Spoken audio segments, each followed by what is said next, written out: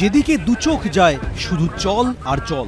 কোথাও চোখের নিমেষে হুড়মুড়িয়ে ভাঙল আইসিডিএস কেন্দ্র, কোথাও আবার জলের তলায় চলে গেল সেতু। বাঁকুড়া থেকে গঙ্গাসাগর, ঝাড়গ্রাম থেকে বীরভূম, সর্বত্র ছবিটা প্রায় একই নাগারে বৃষ্টি। তার ওপর ওদের ওপর বিস্ফোরার মতো জল ছেড়েছে গালুডি ব্যারেজ।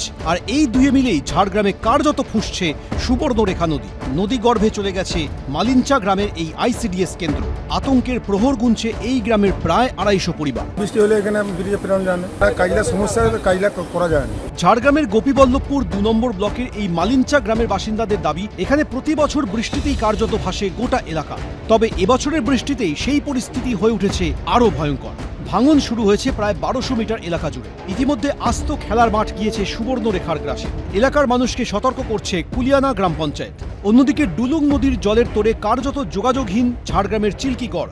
একই পরিস্থিতি বাঁকুড়াতেও, সেখানে বিপদসীমার উপর দিয়ে বইছে দ্বারকেশ্বর নদের জল। জলের তলায় বাঁকুড়া 1 নম্বর ব্লকের বাঁশি গ্রাম থেকে বাঁকুড়া শহরের মিনাপুর যাওয়ার এই সেতু, যার ফলে প্রায় 15 কিলোমিটার রাস্তা ঘুরপথে আসতে হচ্ছে বাসিন্দাদের। আমি এই মুহূর্তে রয়েছি বাঁকুড়ার দ্বারকেশ্বর নদ। দেখতে পাচ্ছি যে বাঁশি থেকে মিনাপুর হয়ে বাঁকুড়া যাওয়ার যে যোগাযোগের সেতু, সেই সেতুর উপর দিয়ে জল বইতে শুরু করেছে। কি অবস্থা হবে, সবাই যাতায়াতের বিরাট অসুবিধা, বহুত লোকের কষ্ট। ভয়ঙ্কর পরিস্থিতি বাঁকুড়ার গন্ধেশ্বরী নদীতেও, সেখানেও কার্যত জলের তলায় মানকানালি সেতু। অন্যদিকে আগামী সপ্তাহে ফের নিম্নচাপ তৈরির সম্ভাবনার কথা জানিয়েছে আলিপুর আবহাওয়া দপ্তর। আবহাওয়ার পূর্বাভাস বলছে, মধ্যপ্রদেশ ও ছত্তিশগড় এলাকায় তৈরি হওয়া এই নিম্নচাপের জেরে আগামী 29শে অগস্ট থেকে ফের ভারী বৃষ্টি শুরু হতে পারে রাজ্যে। উত্তরবঙ্গের 2-1 জায়গায় বৃষ্টির সম্ভাবনা রয়েছে। সোমবার কলকাতা শহর জুড়ে বজ্রবিদ্যুৎ সহ হালকা থেকে মাঝারি বৃষ্টিপাতের সম্ভাবনাও রয়েছে। 29-30 তারিখে গিয়ে আমাদের এখানে আবার একটু অধিকাংশ জায়গায় হালকা থেকে মাঝারি বৃষ্টির সম্ভাবনা তৈরি হওয়ার একটা সম্ভাবনা থাকতে পারে। কিন্তু আপাতত এই যে এতদিন বেশ ভারী এবং অধিকাংশ জায়গা জুড়ে বৃষ্টিপাত হলো, সেই ব্যাপারটা একটু কমে আসবে। এদিন সুন্দরবন ও গঙ্গাসাগরে প্রশাসনের তরফে মাইকিংও করা হয়। অমিতাভ রথ, পূর্ণেন্দু সিংহ, গৌতম মণ্ডল, এবিপি আনন্দ। শহর এখন মেট্রোর রঙে রঙিন, blue, green, purple, orange, yellow. Kolkata মেট্রোর মুকুটে জুড়ে চলেছে একের পর এক পালক। হাওড়ার সঙ্গে জুড়ে গেছে সেক্টর 5। কলকাতা বিমানবন্দরে পৌঁছতেও আর ঝক্কি পোহাতে হবে না। এ তো গেল মেট্রোর ব্যাপ্তির কথা, কিন্তু ঠিক কেমন আছে বাঙালির গর্বের কলকাতা মেট্রো? কি অবস্থায় রয়েছে 4 দশকের পুরনো মেট্রোর পরিকাঠামো? এই নিয়ে রীতিমতো ভাবাচ্ছে rail India technical and economic service বা রাইটসের সদ্য সমাপ্ত সমীক্ষা। তাতে ধরা পড়েছে কলকাতার মেট্রো নেটওয়ার্কে নানা জায়গায় রয়েছে পরিকাঠামোগত ত্রুটি।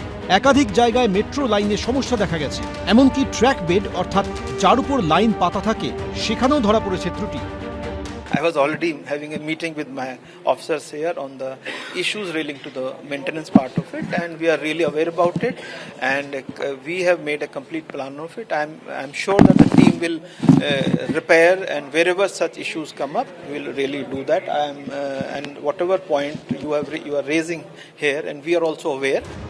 মেট্রো রেলের ট্র্যাকে জল ঢুকে পড়া থেকে শুরু করে রক্ষণাবেক্ষণের অভাবে নিত্য নতুন ঝঞ্ঝাট, যার জেরে বারে বারে ভোগান্তির শিকার হন নিত্যযাত্রীরা। পরিস্থিতির পরিবর্তনে তড়িঘড়ি টেন্ডারও ডাকে মেট্রো রেল। টেন্ডারপ্রাপ্ত সংস্থাকে 9 মাসের মধ্যে কাজ শেষের নির্দেশিকাও দেয় মেট্রো কর্তৃপক্ষ। আর এরই মধ্যে গত শুক্রবার মেট্রোর 3টি সম্প্রসারিত লাইনের উদ্বোধন করেছেন প্রধানমন্ত্রী। মেট্রো সূত্রে খবর, সেদিন প্রধানমন্ত্রী চলে যাওয়ার পর জিএম সহ একাধিক আধিকারিকদের নিয়ে বৈঠকে বসেন রেলওয়ে বোর্ডের চেয়ারম্যান। সেই বৈঠকেই ভারতের প্রায় 4 দশকের পুরনো এই মেট্রোর পরিকাঠামো নিয়ে প্রশ্ন তোলেন তিনি, উষ্মাও প্রকাশ করেন।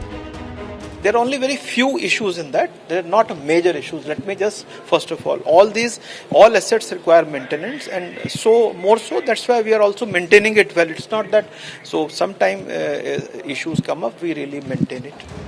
অন্যদিকে 3 সম্প্রসারিত লাইন যুক্ত হওয়ায় যাত্রী চাপ বাড়ছে। পরিস্থিতি সামাল দিতে ব্লু লাইনে আরও মেট্রো সংখ্যা বাড়ানোর সিদ্ধান্ত নিয়েছে কর্তৃপক্ষ। মেট্রো রেল সূত্রে খবর, ব্লু লাইনে মেট্রো সংখ্যা 262 থেকে বেড়ে হচ্ছে 284। অরিত্রিক ভট্টাচার্য, এবিপি আনন্দ, কলকাতা।